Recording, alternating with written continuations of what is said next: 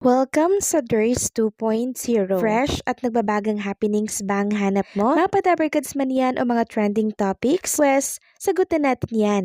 Kaya naman isubscribe nyo na ang ating channel para sa mga nagbabagang balita everyday. Welcome back again sa ating YouTube channel mga kadabarkads, and for today's video, ang pag-uusapan natin ay tungkol sa mga importanteng kaganapan sa loob at sa labas ng Eat Bulaga. So kanina, bago po magsimula ang Holy Monday Lenten Special ng The CEO, may hinanda pong kantahan ng mga dabarkads natin sa Eat Bulaga stage. Pinangunahan ito ni Karen Aistrup, Darrell Shane Jondani at Arman Mandapat. Sinundan po ni Wally Viola na kung saan nakita nga natin na very emotional po siya habang kumakanta si Wally. Tumutulo po yung luha niya. Dahil totoo po mga kadabarkads, nakakadala po yung kantang yon. Kaya hanggang sa matapos yung kantahan nila, tumutulo pa rin po yung luha nitong si Wally Viola mga kadabarkads.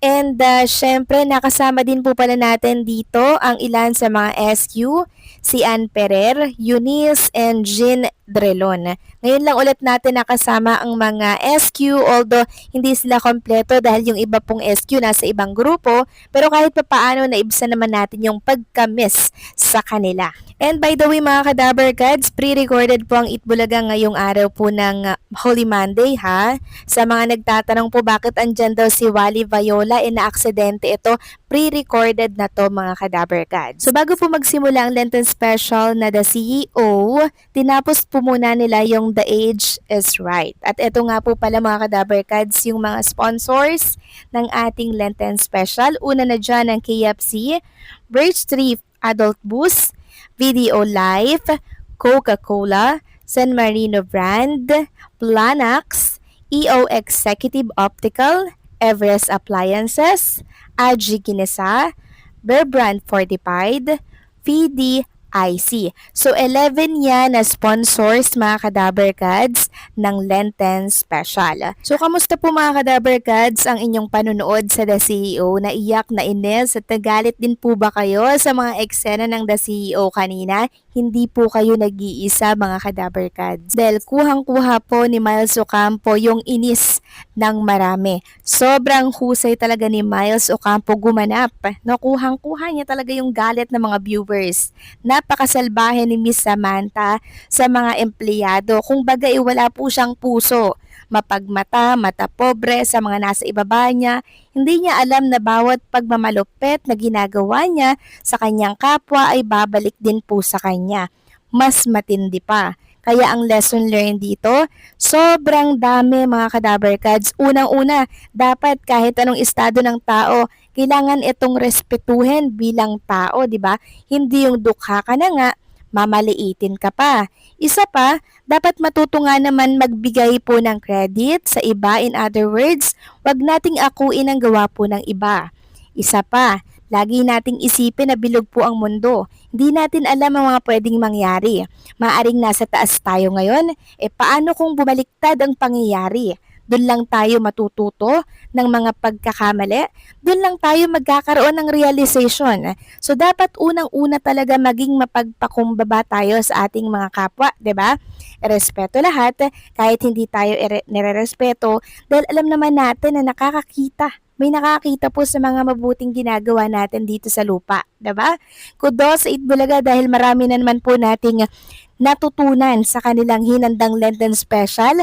Una pa lang ito mga kadabarkads, pero pasabog na talaga namang kuhang-kuha ni Miles Ocampo ang inis ng mga viewers. Lahat naman mahuhusay pong gumanap mga kadabarkads, si Wally, si Karen, yung mga SQ natin, si Darrell Shane, si Arman Mandapat, lahat mahuhusay po mga kadabarkads. Tapos yung special guest natin doon na dalawa, si Bimbol Rocco and si Ma'am Perla mga kadabarkads. Sobrang thankful din ang mga dabarkads natin dahil nakasama or nabigyan sila ng pagkakataon na makasama, makaaktingan po nila itong mga batikan pong artista dito po sa mundo ng showbiz. Kaya sana yung aral na napulot natin kanina mga kadabarkads ay isa-isip, isa-puso natin at gawin po natin ito, okay?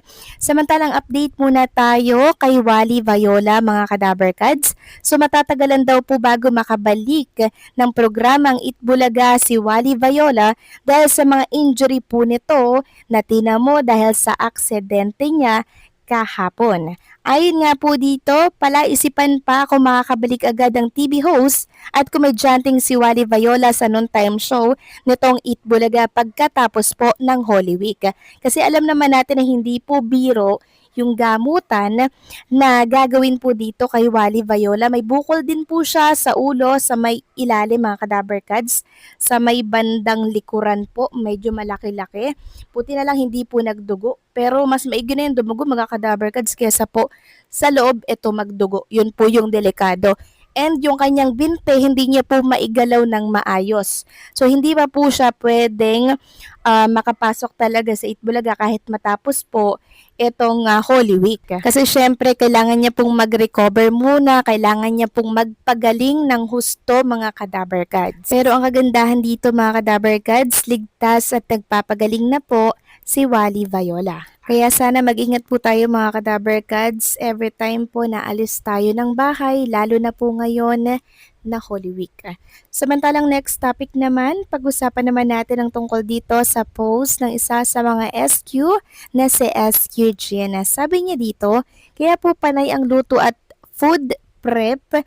July 25 last year, may father pass away. July 30, my birthday, nagluto at nagpakain sa studio for 200 packs. December, Christmas, bagoong naman as my gift sa studio family and friends, 270. Just last month, February 2026, my father's mom passed away. Nitong March 23 naman, my other lola. So yun po yung dahilan mga Kadaber Cats kung bakit panay po ang pagpe-prepare at pagluluto po ni SQ Jean Drelon dito po sa kanyang mga video na binabahagi sa kanyang Facebook account. Mahilig din po kasi siyang magluto at sabi niya nga po, special yung tao, special din po yung mga niluluto niya para po ihanda sa lamay ng kanyang kaanak. Yun po yung rason. Ang dami kasing nagtatanong na bakit panay ang luto daw nitong si SQ Jen. So yan po yung dahilan mga Kadaber Cats. Samantalang next topic naman, pag-usapan naman natin ang magiging kaganapan po ng apat po na clones natin. Ito ay a benefit show na kung saan mangyayari by April 6, 2026. Sunday po yan. Andito syempre si Roel Carino, Baron Carl Serrano, Franz Joseph Bincoy, and meron pa nakasulat dito na si Jezara po ay kasali. Sabi nga dito, secure your tickets now and be part of meaningful and fun-filled event. Tickets are now available. Message admin Rochelle Pilafil to reserve your tickets now. See you everyone. Pero dito naman po, walang nakasulat na Jezara mga Kadaber Cats. Well, tingnan na lang din natin. Sabi dito, a benefit show for youth and seniors of Barangay Maysan and Barangay Parada, Valenzuela City, April 26, 2 p.m. to 5 p.m. Jamesville Resort, Barangay Sitio, Hinapao, M. Santos, Exit, San Jose, Antipolo. Sa special guest, Roel, Baron Carl, and Franz Joseph Bincoy. Kaya see you there mga Kadaber Cats. So paano hanggang dito na lamang po ang update natin at maraming salamat sa patuloy na pagsuporta.